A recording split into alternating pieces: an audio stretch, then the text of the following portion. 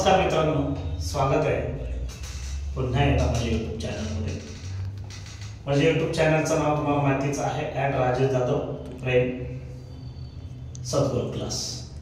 मराठीचा पुन्हा अजून एक पुढचा टॉपिक घेतोय मी, मराठी व्याकरणाचा प्रयोग। प्रश्न येईल तुम्हाला एग्जाम मध्ये, पुढील वाक्याचे प्रयोग ओळखा। प्रयोग ओळखा फक्त येईल, प्रयोग ओळखा। 2 गुणांचा प्रश्न आहे, तर सोपा आहे, काही अवघड नाही। पहिला कर्तरी प्रयोग आहे आणि दुसरा कर्मणी प्रयोग आहे आणि तिसरा भावे प्रयोग। असे 3 प्रयोग आहेत, कर्तरी प्रयोग, कर्मणी प्रयोग, भावे प्रयोग। कर्तरी प्रयोग कसा ओळखायचा? जेव्हा कर्त्याच्या लिंग वचन पुरुषाप्रमाणे क्रियापद बदलतं तेव्हा कर्तरी प्रयोग होतो। उदाहरण दिले, कर्ता, समीर पुस्तक वाचतो। समीर कर्ता आहे, पुस्तक हे ऑब्जेक्ट आलं, कर्म आलं, आणि वाचतो क्रियापद आलं।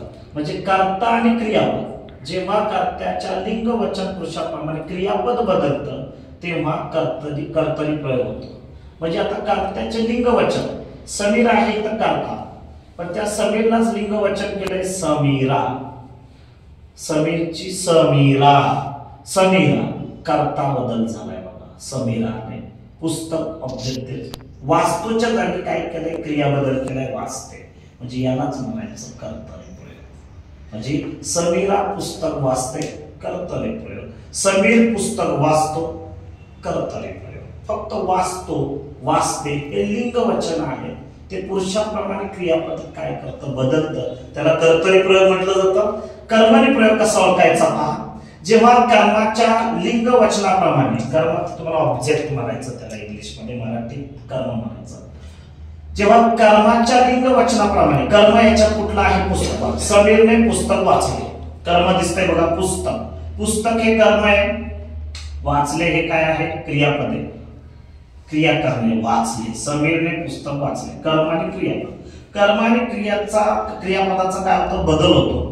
समीरने पुस्तक वाचले, तसं समीरने पुस्तक फक्त कर्म आहे ते बदलले, पुस्तकाच्या जागी काय टाकले? फक्त कर्म बदल केलाय, ग्रंथ।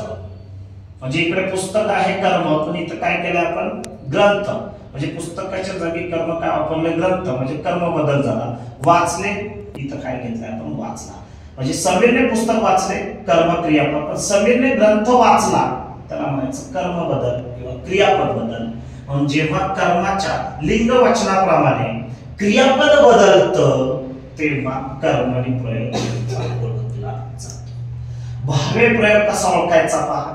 भावे प्रयोग जेव्हा कर्त्याच्या व कर्माच्या लिंग वचन पुरुषाप्रमाणे क्रियापदाचं रूप बदलत नाही तेव्हा भावे प्रयोग होतो।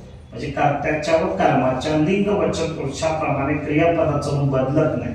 समीरने पुस्तकास वाचले, समीरने हा कर्ता आहे, पुस्तकास हे कर्म आहे, वाचले हे क्रियापद आहे।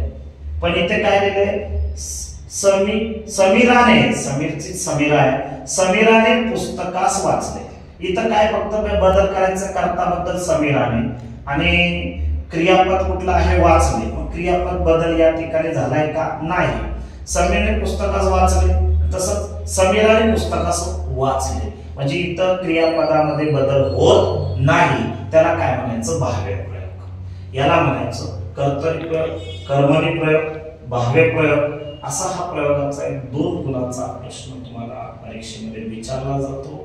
त्याच्या मी काही व्याख्या पण दिल्या, शॉर्टकट की दिलेले आहे, त्याचं एक्झाम्पल उदाहरण दिलेलं आहे। तुम्ही काय करतो? तो व्हिडिओ थांबवा, पॉज करा म्हणजे थांबवा, आणि स्क्रीनशॉट काढा, स्क्रीनशॉट काढून त्याचा काय करा? सराव करा। तर तुम्ही माझ्या चॅनलला काय करा? सबस्क्राईब करा, चॅनलला माझ्या तुम्ही लाईक करा, चॅनलला माझ्या तुम्ही काय करा? शेअर करा, चॅनलला तुम्ही माझ्या काय करा? जे बेल आयकॉनचं जे बटन आहे ते कृपया तुम्ही प्रेस करा, दाबा। मी तुमची वाट बघतो आणि पुन्हा एकदा असाच एक नवीन व्हिडिओ तुमच्यासाठी घेऊन येतो। तुम्ही ऐकता, प्रेमाने ऐकता, मी अजूनही जोमाने काय करतो? व्हिडिओ टाकतो, बनवतो। तुम्ही मला लाईकही करता, फार आवडतं मला, तुम्ही खूप चांगल्या।